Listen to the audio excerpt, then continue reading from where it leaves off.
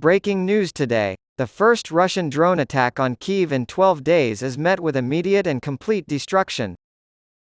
Russian drones reportedly attacked the Ukrainian capital of Kyiv early on Sunday, breaking a brief lull in the fighting. It had been 12 days since a similar assault in the war. According to Serhiy Popko, the head of Kyiv's city administration, all of the Iranian-made Shahed exploding drones were spotted and shot down. The Kyiv metropolitan area, including the city itself, was bombed. The regional governor of Kyiv, Ruslan Kravchenko, stated that a drone crash resulted in one injury. The drone attack in Ukraine's capital was not quantified by city officials. However, the Ukrainian Air Force reported that Russia had fired off a total of 8 Shaheds and 3 Caliber cruise missiles across the country. According to Alexander Tolokonyakov, a spokesman for the Ukrainian government in the partially occupied southern province of Kherson, a 13-year-old boy was injured in overnight shelling. According to Tolokonyakov, the child was hurt when the Russian army shelled the village of Mylov on the Dnieper River in the Berislav district. Adding, the child was hospitalized, there is no threat to his life, Tolokonyakov stated on state television.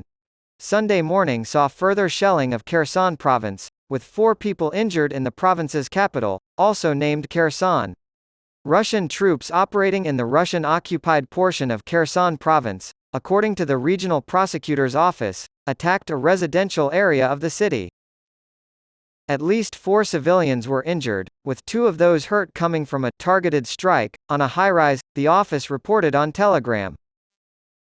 At the same time, the Ukrainian armed forces reported that the fiercest fighting was still taking place in the country's industrial east, with attacks concentrated around Bakhmut, Marinka, and Lyman in the Donetsk province.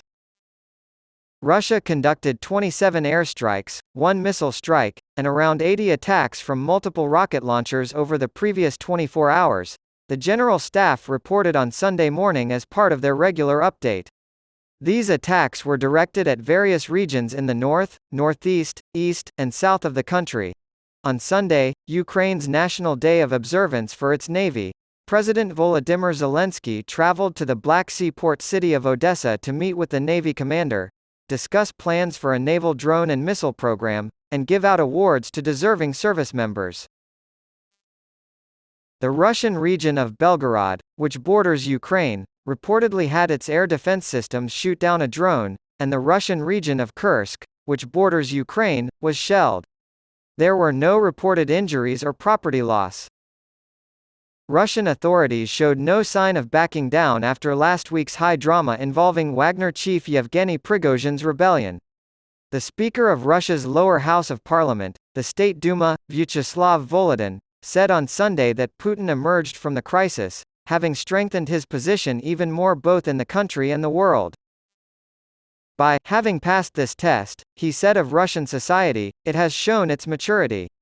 No one, in Volodin's estimation, was on the side of the rebels. The deputy commander of the Russian forces fighting in Ukraine, General Sergei Surovikin, was reportedly detained days after the mutiny. Reflecting the murkiness of the Kremlin's politics and the uncertainty in the wake of the revolt, it is unclear whether Surovikin, who has longtime ties to Prigozhin, faces any charges or where he is being held. In a Telegram post, Volodin claimed that Russian President Vladimir Putin did everything to prevent bloodshed and confusion, including briefing Wagner's allies on the real state of affairs. Putin recommended that those who are dedicated to protecting Russia keep their weapons at the ready. Many of them, as far as I am aware, Volodin said. The Speaker of the State Duma went on to say that he had studied the challenges Russia had faced in the past and that if someone like Putin had been in charge in 1917 and 1991, there never would have been a revolution in Russia and the Soviet Union would have survived. Independent observers and analysts, however, have speculated that Putin may have been damaged politically by his initial threats of severe punishment for Wagner and subsequent assurances that the group's forces would not be prosecuted. The Russian government also approved Prigozhin's exit to Belarus. On Sunday, Polish Interior Minister Mariusz Kaminski said that Poland would deploy 500 police officers to the border with Belarus. where they would join the 5,000 border guards and 2,000 soldiers already stationed there. After the Wagner fighters were relocated to Belarus, Poland announced earlier this week that it would increase its eastern border defenses.